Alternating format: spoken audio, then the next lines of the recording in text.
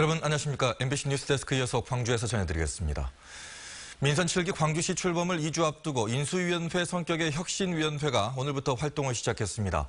이용섭 광주시장 당선인은 윤장현 시장의 좋은 정책은 계속 이어나가겠다고 말했습니다. 김철원 기자입니다. 지방선거 결과가 나온 지 채 사흘이 되기도 전에 민선 7기 광주시정의 큰 그림을 그릴 혁신위원회가 활동을 시작했습니다.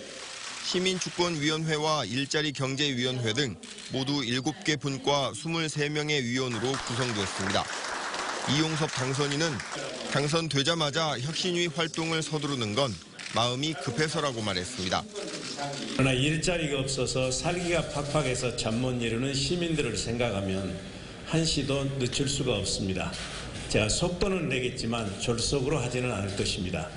대학 교수 중심으로 구성된 혁신위원들은 도시철도 2호선과 광주 군공항 이전, 어등산 개발과 같은 현안들을 공무원들과 치열하게 논쟁해 해법을 마련한다는 계획입니다. 저희들이 앞으로 4년 동안 시장님께서 나가실 그 플랫폼을 만들어가는 그런 위원회라고 생각을 합니다.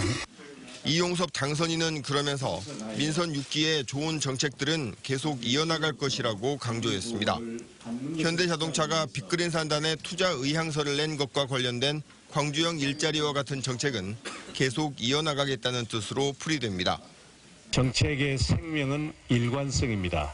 새로운 기관장이 바뀌었다고 해서 많은 정책들이 바뀌게 되면 시민들의 세금이 낭비되고 7개 분과 중에서 민주인권평화위원회가 후순위라는 지적에 대해서는 광주의 상징과도 같은 분과라 가장 중요하게 생각해 나중에 배치했다며 특별히 시간을 할애해 설명하기도 했습니다. MBC 뉴스 김철원입니다. 김영록 전남도지사 당선인도 오늘 민선 7기 전남도지사 취임 준비 기획단 구성을 마치고 당선인으로서의 본격적인 행보를 시작했습니다. 기획단 단장은 전남발전연구원장을 역임한 이건철 동신대 교수가 맡아 10여 명의 실무진과 함께 취임 준비 상황 전반을 총괄하고 박기영 순천대 교수 등으로 구성된 자문위원회가 김 당선인을 보좌합니다.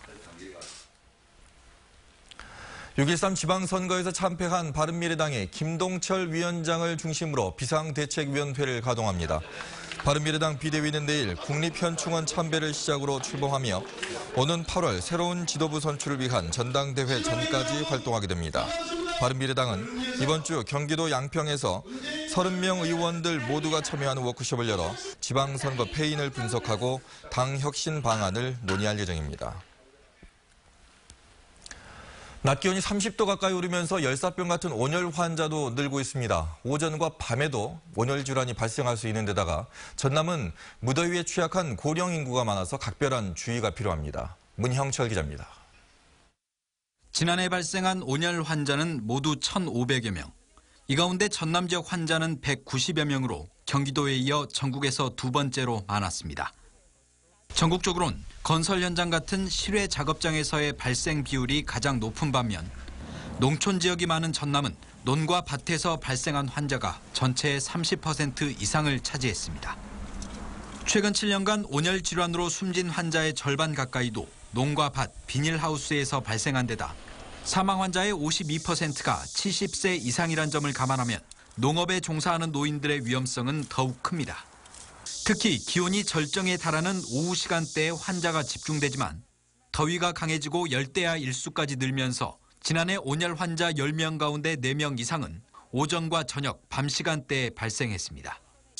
온열 질환을 막기 위해서는 낮 시간에는 가급적 야외 활동을 자제하고 적절한 방법으로 수분을 섭취하는 것이 중요합니다. 너무 물만 많이 먹다 보면은 또 이제 몸에 전해질이 빠져나가서 뭐 탈진 같은 증상이 발생할 수가 있기 때문에 중간중간에 소금을 조금씩 섭취해 주시는 게 좋습니다. 올 들어 현재까지 전국에서 발생한 온열 환자는 80여 명. 이 가운데 전남 지역 환자는 9명으로 전국에서 세 번째로 많고 올여름 기온마저 평년보다 높을 것으로 예상돼 온열 질환 예방에 더욱 세심한 주의가 필요합니다. MBC 뉴스 문형철입니다. 태풍과 같은 자연재난이 아닌 교통사고나 화재와 같은 사회적 재난으로 숨진 사망자가 광주에서 지난 5년 동안 1,000명에 달하는 것으로 집계됐습니다. 광주시가 발간한 통계 연보에 따르면 지난 5년 동안 사회재난으로 946명이 숨지고 198억 원의 재산 피해가 있었던 것으로 나타났습니다. 유형별로는 교통사고 사망자가 508명으로 가장 많았고 감염병 사망자 342명, 화재로 인한 사망자가 30명 순이었습니다. 같은 기간 자연재난으로는 폭염 4명, 태풍 1명 등 5명이 숨졌습니다. 이번 주말 광주와 전남 지역에서도 방사능 안전기준을 초과한 대진 침대 매트리스 수거 작업이 이루어졌습니다. 광주와 전남 우체국은 어제와 오늘 이틀 동안 390여 명의 직원과 70여 대의 차량을 투입해 사전에 리콜 신청한 가정을 대상으로 400여 개의 라돈 침대를 수거해 임시 보관 장소로 보냈습니다.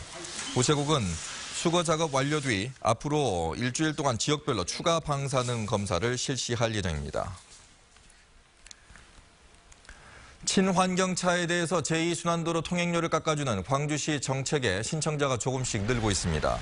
광주시에 따르면 친환경차 통행료 감면을 시행한 첫 해인 2016년 171명이 신청한 데 이어서 작년에는 270명, 올해는 상반기까지 163명이 신청해 모두 600명을 넘었습니다. 광주시는 전기차와 수소차, 배기량 1600cc 미만 하이브리드 차와 같은 환경 친화적 차량에 한해서 이순환도로 통행료를 50% 할인해주고 있습니다. 국립공원으로 승격한 이후에 무등산을 찾은 탐방객이 2천만 명을 돌파했습니다.